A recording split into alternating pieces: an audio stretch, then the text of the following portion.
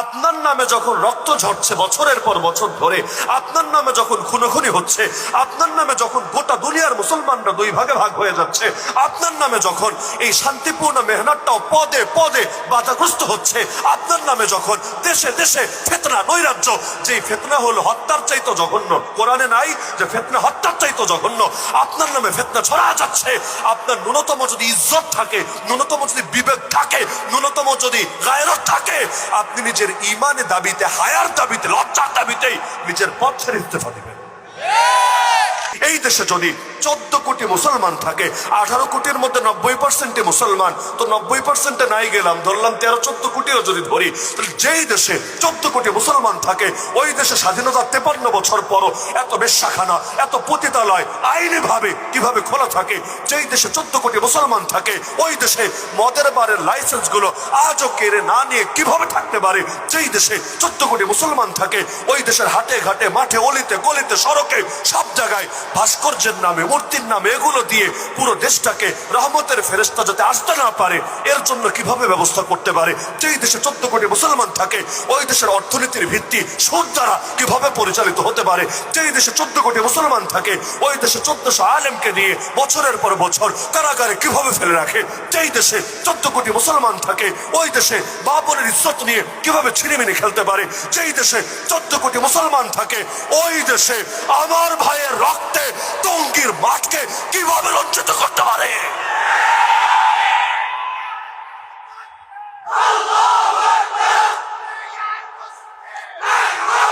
দাওয়াত তাবলীগের মেহনত ছিল এমন একটা মেহনত, যেইটা নিয়ে কারো কোনো আঙ্গুল তোলার কোনো সুযোগ ছিল না। এই মেহনত ইসরায়েলেও চলে, আমেরিকায়ও চলে, এমনকি যেখানে সাধারণভাবে মুসলমানদের কোনো দল মেহনত করতে পারবে না, ওইখানেও চলে। ইসরায়েলে নিজে দেখে এসেছেন এমন একজন আলেম, বাংলাদেশের নাম বললে চিনবেন, তিনি বলেছেন, নিজে দেখেছি তাবলীগের 3-3টা মার্কাজ আছে ইসরায়েলের ভিতর, ফিলিস্তিনের ইয়ানা, এক ইসরায়েলের ভেতরে 3-3টা মার্কাজ আছে। কারণ ইসরায়েলের নাগরিক মানে সবাই ইহুদি তা না, ইসরায়েলের মধ্যে মুসলমানও আছে, যদিও সংখ্যাটা কম, সংখ্যাগরিষ্ঠ হল ইহুদিরা। এইরকম মেহনতের মধ্যে পর্যন্ত এখন এমন ঝামেলা সৃষ্টি করেছে যে দাওয়াতের নামে মানুষ হত্যা করতে হচ্ছে। এই সবগুলোর পেছনে আবার মূল কলকাঠি নাড়ছে কয়েক শ্রেণী। এক নম্বর হলো মিডিয়া। এই মিডিয়ার ফাজিলগুলোরা যতদিন শায়েস্তা না করবেন, অতদিন মানুষ আসলে বাস্তবতাই বুঝতে সক্ষম হবে না। সেটা কিভাবে? এই বিগত দিনগুলোতে প্রথম হলো রেলিয়াস্টারদের মূল পাপটা কি ছিল?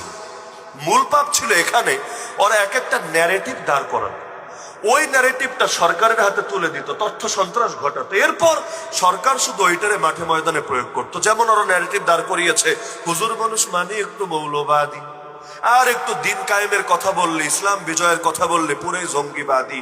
আর আপনার সন্তান আগে অন্য লাইনে ছিল, এখন গার্লফ্রেন্ড ছেড়ে দিয়েছে, গান বাজনা ছেড়ে দিয়েছে, নামাজ রোজা ধরেছে, পর্দা পুশিদার মধ্যে থাকে, বিভিন্ন অপসংস্কৃতিতে দূরে থাকে, তাহলে বুঝতে হবে, সন্দেহ করতে হবে সে জঙ্গি হয়েছে। প্রথম আলোতে আপনার সার্চ করলেও পাবেন, এই নামে রিপোর্টও হয়েছে, আপনার সন্তান দিয়েছে। তো ওরা এভাবে নর্মালাইজ করতো, জাতির চেতনার মধ্যে বিষ ঢোকাতো যে হুজুর মানে একটু বাঁকা চোখে দেখবা। ওই দেখেন না, রাজাকারের সিনেমা বানালো, এখানে হুজুর একটা দেখালো।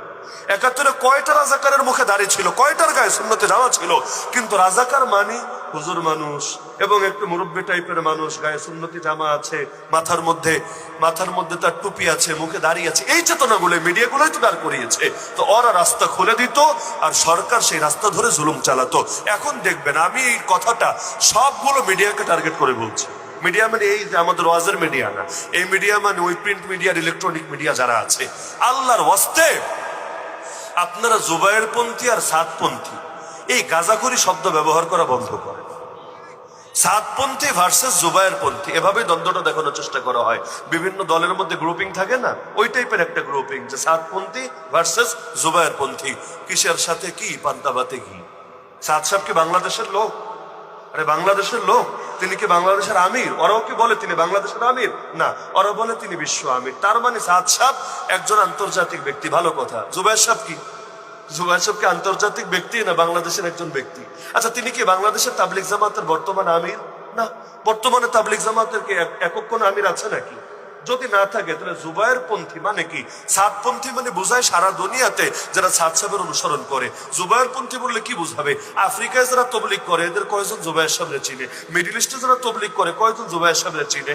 আরে ইন্ডিয়ার মধ্যে যারা তবলিগ করে কয়জন জুবায়ের সাহেবরে চিনে? তাহলে কিসের সাথে আপনি কিসের তুলনা দিচ্ছেন? আপনি যদি বলেন, একদিকে বললেন ট্রাম্পপন্থী, আর একদিকে বললেন আলী হাসান ওসামা পন্থী, মানেটা কি? কই ট্রাম্প আর কই আলী হাসান ওসামা? আলী হাসান ওসামা বাংলাদেশের একজন বক্তা, আর ট্রাম্প হলো দুনিয়ার এখন পর্যন্ত সবচাইতে বড় শয়তানের লিড দেওয়া দেশ আমেরিকার পাগলা বা আধা পাগলা প্রেসিডেন্ট এখনো পর্যন্ত। তো এখন কার সাথে কার তুলনা হচ্ছে? তুলনা তো দেওয়া যায় সমজাতীয় গোত্রে। তাহলে শব্দ বলা যেতে পারে সাদপন্থী ভার্সেস সুরাপন্থী, আলমী সুরাপন্থী বা ওলামাপন্থী, এই টাইপের বললে তাও একটা চলে। কিন্তু ওরা শব্দ কি বলে? সাদপন্থী ভার্সেস জুবায়ের পন্থী। আরে জুবায়ের পন্থী যদি বলতাই, মানে এই শব্দ বলা ঠিক না, তাও যদি বলো সঙ্গে তেল ওয়াসিফ পন্থী বলো, অথবা তাদের দেশীয় কোনো গুন্ড ইরতেজা একটা ছিল, আওয়ামী লীগের চামচা, অনেকে থাকতে পারেন দলের চামচারে তো কেউ ভালো চোখে দেখে না। ওই যারা দল করে এরাও যারা বেশি চাটাচাটি করে, বেশি তোষামোদি করে, এদেরকে পছন্দ করে না। যে ওই দলের বড় বড় নেতাদের পক্ষে কিতাব পর্যন্ত লিখেছে, ইতিমধ্যে তার খাট কাঁপানোর ভিডিও ভাইরাল হয়ে গেছে। এইরকম নিকৃষ্ট চরিত্রের লোক যদি বলে এখন ইরতেজাপন্থী, ওয়াসিফপন্থী ভার্সেস জুবায়ের পন্থী, তাও চলে। কিন্তু সাদপন্থী ভার্সেস জুবায়ের পন্থী বলার মানেই হলো মিডিয়া মানুষের সামনে এটাকে একটা গ্রুপিং হিসেবে দেখানোর চেষ্টা করে, বিষয়টা নর্মালাইজ করার চেষ্টা করে, এবং দুই গ্রুপ থাকলে বন্ধ করে দাও দুইটা। যেমন আজকে এই যে হামলা নিয়ে আজকে যা হচ্ছে, আমার ব্যক্তিগত একটা পর্যবেক্ষণ, আপনি একমত নাও হতে পারেন, সমস্যা নাই। আমার ব্যক্তিগত একটা পর্যবেক্ষণ হলো, ওরা যে হামলা করেছে, এক নম্বর এটা পরিকল্পিত হামলা, এটা কাকতালীয় কোনো ঘটনা না। এটাকে যে মিডিয়াগুলো সংঘর্ষ বলছে, ওরাও সন্ত্রাসের সহযোগী। এটা কোনো সংঘর্ষ না, এটা একতরফা আক্রমণ। সংঘর্ষ ভিন্ন জিনিস, একতরফা আক্রমণ ভিন্ন জিনিস। একতরফা আক্রমণ যারা করে ওদেরকে সন্ত্রাসী বলে, আর সংঘর্ষ যদি হয় এখানে দুই পক্ষের কাঁধেই দোষ চাপানো যেতে পারে। এইটা দেখিয়ে লাভ কি হয়েছে? এক শ্রেণীর বড় সুশীল, একেবারে তসলিমা নাসরিন থেকে শুরু করে আমাদের বাংলাদেশের অনেক ব্যক্তি, আমি নাম নিতে চাই না, যাদের অনেকে শ্রদ্ধাও করে, ভালোবাসা অনুসরণও করে, এরা বলছে তাবলিগি বন্ধ কইরা দাও, ইস্তেমাই বন্ধ কইরা দাও, দুই গ্রুপেই খতম কইরা দাও, ব্যাস মাথাও নাই, মাথা ব্যথাও নাই। আমার কাছে মনে হয় ওরা আসলে মাঠ দখলের জন্য যায় নাই, কারণ ওরাও জানে গুটি কয়েক মানুষ মিলে এত মানুষের মোকাবেলা করা সম্ভব না। কারণ যেদিকে অধিকাংশ আলেম আছে, আর এই দেশের মানুষ এখনো পর্যন্ত ওলামায়ে কেরামের কথাই বেশি শুনে থাকে, তো সব মসজিদ থেকে, সব মাদ্রাসা থেকে ওলামায়ে কেরাম যদি একসঙ্গে ডাক দিয়ে টঙ্গীর মাঠে ছুটে যায়, ওরা তো ইঁদুরের গর্তে গিয়েও পালানোর জায়গা খুঁজে পাবে। তাহলে ওরা জানে মাঠ দখল করে গায়ের জোর দিয়ে টিকাতে পারবে না, কারণ ওদের পুরো বাংলাদেশে সব লোক জমা করলেও এক ঢাকা, নারায়ণগঞ্জ আর গাজীপুরের লোক যদি দাঁড়ায়, ওদেরই তো ঠেলা সামলাতে পারবে না। তাহলে দখল করতে যায় নাই। তাহলে কেন গিয়েছে? আমার ব্যক্তিগত পর্যবেক্ষণ আগেই বলেছি যে আমার মন বলে যে ওরা গিয়েছে যে আমি তো খাইতে পারবো না রে দোস্ত, আমার খাওয়া লাগবে না, কিন্তু আমি খাবো না, তোরও খাইতে দিব না। মানে কি? যে একটা যদি লড়াই করি, তাহলে লড়াই করলে যে এখন যা করেছে, পুলিশ ঘোষণা দিয়ে দিয়েছে সেখানে সব নিষেধ, টঙ্গীর মাঠে কেউ ঢুকতে পারবে না, কেউ না, না আমি, না আপনি, না সে, কেউ ঢুকতে পারবে না। এমনকি ঢুকতে তো পারবে না, আশপাশে গিয়েও সভা সমাবেশ, মাইকের ব্যবহার, কোনো কিছু করতে পারবেন না আপনারা। এইটাই ওদের সফলতা। কারণ কোনোভাবে যদি ওরা বাংলাদেশে বিশ্ব ইস্তেমাটা বন্ধ রাখতে পারে, এই যে কয় মাস পরে তো ইস্তেমা, বেশি দিন বাকি নাই, মারপিট হওয়ার নতিজা তো এটাই, যা তারাজা তা সাকাত। যখন দুইটাই সাংঘর্ষিক অবস্থা লাগে, দুইটাই বাদ, তো বলবে যে এই বছর ইস্তেমা হতে গেলে মারপিট হবে, ঠিক আছে, এই বছর ইস্তেমা বন্ধ, আগামী বছর বন্ধ, পরের বছর বন্ধ। তাহলে বিশ্ব ইস্তেমা কি হওয়া লাগবে না? হওয়া লাগবে। কোথায় হবে? এই দেশে যদি বন্ধ হয় তাহলে আরেক দেশে হবে। এখন সেই দেশ যদি ইন্ডিয়া হয় তাহলে তো কথাই নাই, তাহলে তো ওদের দখলে একদম একচ্ছত্র রাজত্ব চালানোর চেষ্টা করবে। আর নরেন্দ্র মোদীজির সাথে ওদের এমনি একটু মহাব্বত না, খালি ব্যবসায়িক সম্পর্ক আছে, এরকম তথ্য উপাত্ত আছে। আর যদি আরো বহু ওদের কোনো ফেভারের দেশে ফেলে, তাও সুবিধা।